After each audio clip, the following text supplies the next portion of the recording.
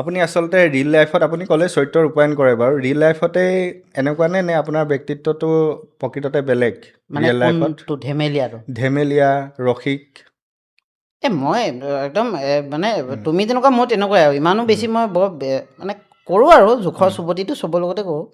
কিন্তু ইমানো আপোনাৰ ৰিয়েল তেনেকুৱা লাইফ আৰু ৰিয়েল লাইফত মানে বহুত বেছি ডিফাৰেঞ্চো নাই ইমানো বেছি নাই উম, কিন্তু সেইটোও কৰি থাকিব নোৱাৰোঁ নহয় এতিয়া ৰাস্তাই হয়। ঘাটে ঘূৰি ফুৰিলেনো কেনেকৈ